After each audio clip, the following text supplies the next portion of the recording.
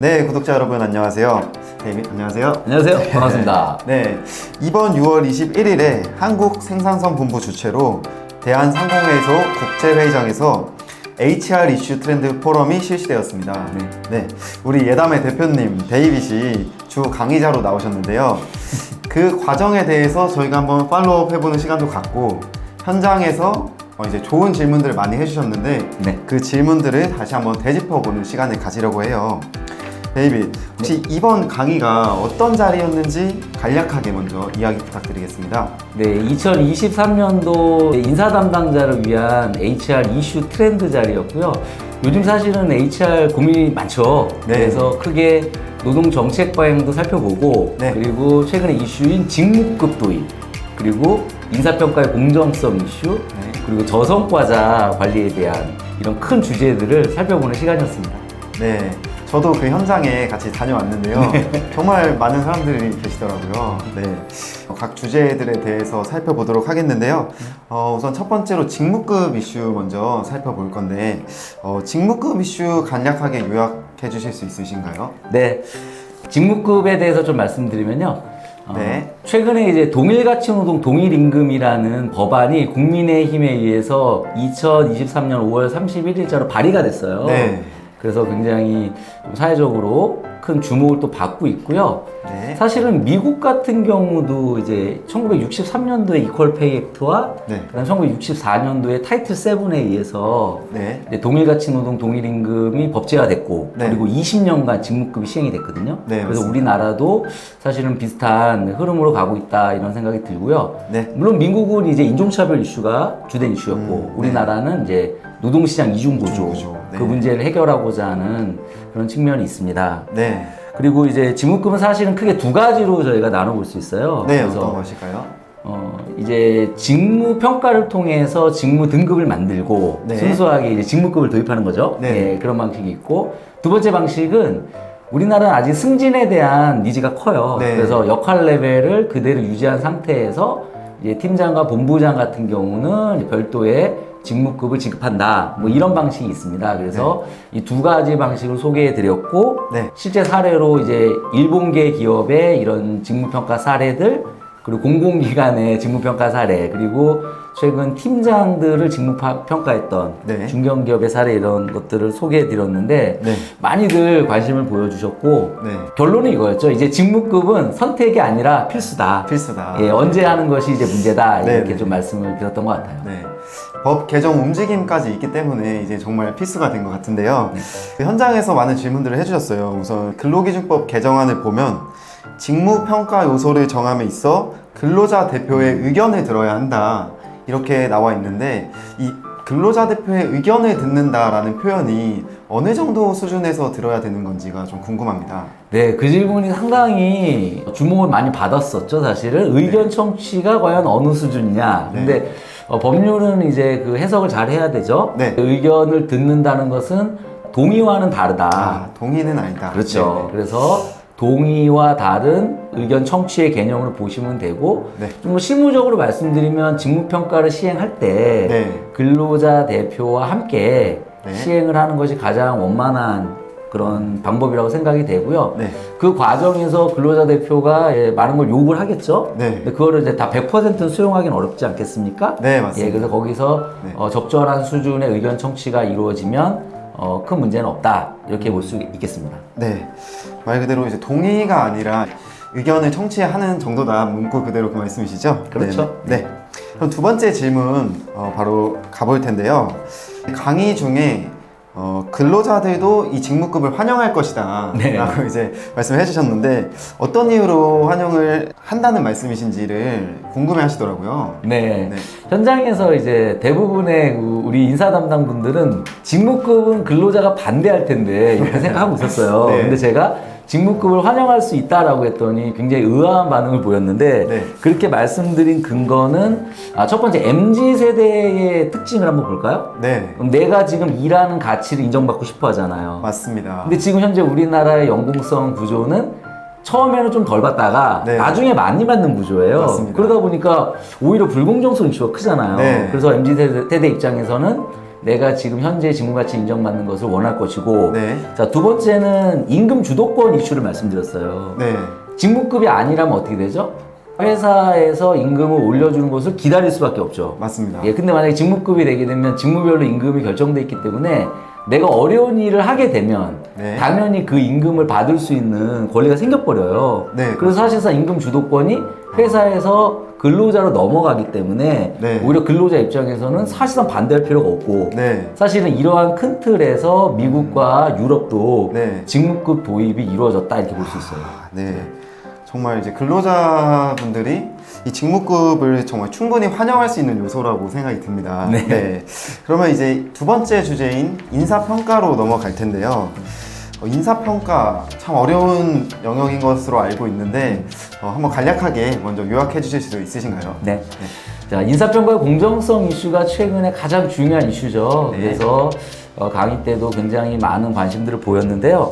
자, 인사평가의 목적을 먼저 이제 성과 향상에 두어야 한다라고 말씀드렸어요. 네. 그리고 우리가 차등 보상, 특히 연봉 결정과 승진자 결정 등은 보조적 목적이다. 자, 이러한 전제에서 보게 되면 이제 성과 관리 관점으로 인사평가를 해야 되는 거죠. 네. 마지막에 근무 평정을 서프라이즈 한다고 하게 되면 아무도 안 받아들일 것이다 이렇게 말씀드렸고, 그런 관점에서 보게 되면 최근에 LG, 삼성, 현대의 공통적인 모습이 절대평가가 이루어지고 있고, 네. 그리고 수시 코칭이 강조되고 있고, 네. 다면평가가 이루어지는 것은 이런 성과관리 관점의 인사평가를 하기 위한 네. 그런 모습이다 이렇게 볼 수가 있어요. 네. 그리고 가장 중요한 기반은 이제 성과 책임이라는 거죠. 네. 강노무사님은 잘 아시겠죠? 예. 어카운트빌리티라고 해서 네. 성과를 창출할 책임이 무엇인지를 먼저 인식하고, 네. 그리고 이제 업무가 시작이 되는 것이 가장 중요하다. 이렇게 말씀드렸고, 네. 그리고 목표 합의와 수시 코칭 최종 평가의 과정 관리가 중요한데, 이 과정 중에서 KPI에 대한 이야기를 좀 드렸어요. 그래서 네. 계량화한다는 것이 공정하게 될 것 같지만 사실상 공정하게 되기 어렵죠. 그렇죠. 왜냐하면 우리 업무도 계량화되지 않잖아요. 네. 예, 그래서 오히려 KPI는 보조적인 수단으로 활용해야 된다는 말씀드렸고, 네. 그리고 권한을 가급적이면 1차 평가자에게 충분히 위임해서 네. 1차 평가자가 실질적인 권한을 갖도록 해주고, 이런 과정에서 평가자 교육이 가장 중요하다. 그래서 네, 평가자. 많은 노력을 평가자 교육에 기울였으면 좋겠다 이렇게 좀 말씀을 드렸습니다. 네. 특히 말씀해 주신 것들 중에서 성과 책임에 대한 부분은 현장에 계신 분들도 굉장히 이제 많이 와닿으시더라고요. 저도 놀랐어요. 관심을 보여주셔가지고. 네, 굉장히 많은 관심을 보여주셨는데 이런 질문이 있었어요. 성과 책임에 대해서는 충분히 공감을 하는데 이것을 어떻게 조직 전반에 활성화시킬 수 있을 것인가? 네. 여기에 대해서 어떻게 생각하시나요? 자, 그 질문을 받고 제가 굉장히 기뻤는데요. 저희도 사실은 예담도 성과 책임에 대해 도전하고 있고, 네. 그리고 많은 기업의 성과 책임을 전하고 있지 않습니까? 맞습니다. 근데 쉽지가 않죠. 네. 그 이유는 성과 책임의 규명은 어느 정도 할 수 있어요. 네. 근데 그 성과 책임을 인식하는 것은 좀 더 힘든 거예요. 네.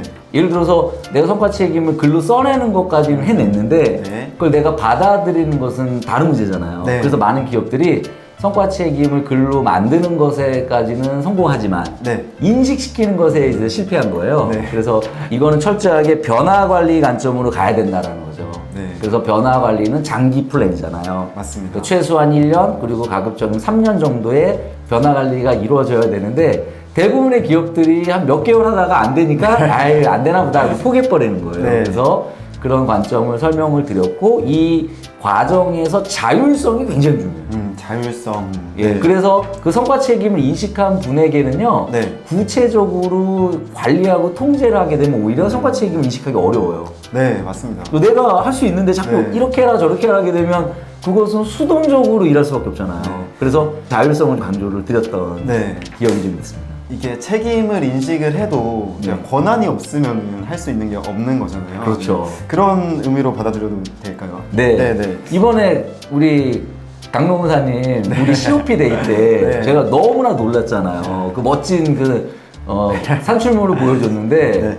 그것을 어떻게 만들었죠? 제가 시켜서 만들었나요? 아닙니다. 제 스스로 인식을 했기 때문에 만들 수 있었던 그렇죠. 네. 이제 그렇게 자율성이 핵심인데 많은 기업들이 오히려 자율성을 놓치고 네. 계속 통제를 했던 통제를 거죠. 하고 예, 네. 그래서 그런 부분을 설명을 드렸는데 네.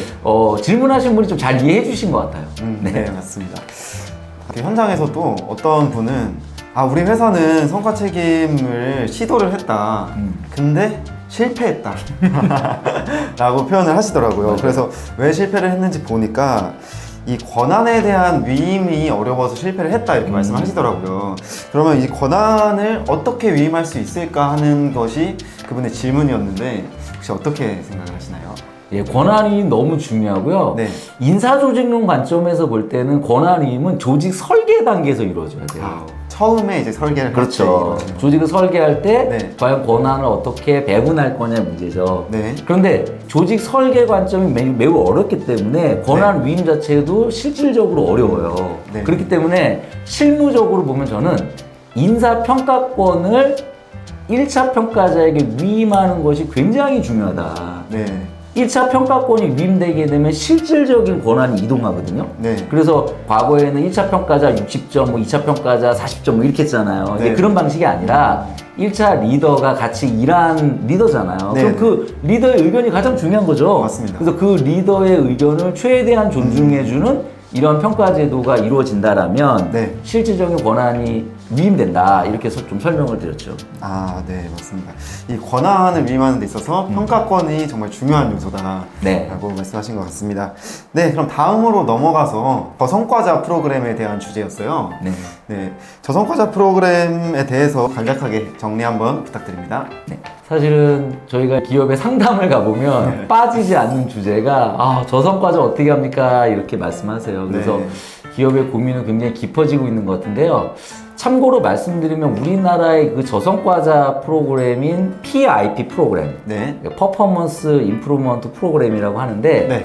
저성과자 프로그램은 2008년도에 시행이 됐거든요. 네. 그래서 15년 정도 저성과자 프로그램이 우리나라에서 운영되고 있는데 네. 사실 여러 가지 부작용이 많아요. 그래서 그런 부작용 속에서 프로그램을 해결할 수 있느냐라는 고민이 되고 있고요. 네. 본질적인 이슈를 먼저 말씀드리면 네. 저성과자는 임금과 생산성의 차이죠. 네, 맞습니다. 그래서 임금 커브와 생산성 커브가 벌어지니까 문제가 된다. 네. 그렇다면 이것을 일치시키는 것이 먼저이기 때문에 사실은 회사 인사제도가 굉장히 중요하고 네. 오히려 직무급이 도입되게 되면 이 임금 커브와 생산성 커브가 크게 벌어지지 않죠. 네. 예, 그런 이슈를 말씀드렸고 맞습니다. 두 번째는 성과와 태도를 같이 봐야 된다. 그래서 태도는 굉장히 좋은데 성과가 안 좋은 직원도 있을 수 있잖아요. 네. 근데 그분을 저성과자로 낙인 찍어가지고 회사가 해고 관점으로 접근한다면 굉장히 부작용이 커져요. 네. 그래서 태도가 좋으신 분들은 다른 직무를 고려해줘야죠. 그래서 직무에 대한 이동 이런 네. 것들이 굉장히 중요하다 이런 말씀을 좀 드렸었고요. 네. 그래서 최근에 그 SK 하이닉스에서 저성과자 판례가 있었죠. 네, 맞습니다. 그래서 소개를 해드렸고 네. 저성과자 프로그램에 의해서 이 연봉이 덜 오르고 경영성과급인 PS와 PI를 받지 못했던 네. 그런 사례에서 대법원은 정당하다 이렇게 판단을 했죠. 네. 근데 이제 우리나라의 저성과자 프로그램의 큰 틀은 일단 저성과자를 인사평가 기준으로 선발한 다음에 네. 교육을 시켜요. 네. 교육을 시킨 다음에 다시 현업에 복귀시켜서 네. 평가를 해봅니다. 그래서 네. 문제가 없으면 저성과자에서 풀아웃 시키고 네. 문제가 있으면 그것을 반복하는 이런 프로그램인데 네. 이제 이 프로그램 자체의 정당성과 인사조치의 정당성을 인정해줬다. 네. 이렇게 이제 볼 수가 있죠. 그런데 사실은 이런 프로그램으로 문제를 푸는 것은 저는 어렵다고 본 이유는 네. 네. 결국에 저성과자 한두 명을 관리하기 위해서 인사팀이 굉장히 많은 노력을 해야 되고 네. 그 과정에서 인사팀이 번아웃 되는 경우도 있고요. 네. 소송 대응하면서 중요한 일을 못하게 돼요. 그리고 교육 담당자들도 이 저성과자 교육 같은 경우는 해고라는 두려움 때문에 네. 그분들이 긍정적인 그런 반응을 보이질 않아요. 네. 그러다 보니까 교육 담당자를 보람찾기도 어렵고 네. 그리고 조직 문화적으로도 네. 직원들이 약간 공포에 떨 수가 있어요. 네. 왜냐하면 저 사람이 저성과자로 선정이 됐다라면 나도 될 수 있는 거잖아요. 그렇죠. 그래서 조직 자체가 바람직한 조직 문화로 못 가는 경우가 많아요. 네, 네, 그래서 맞습니다. 이런 프로그램보다는 네. 본질적인 고민이 필요하다. 네. 이런 말씀을 좀 드렸던 것 같습니다. 네, 맞습니다.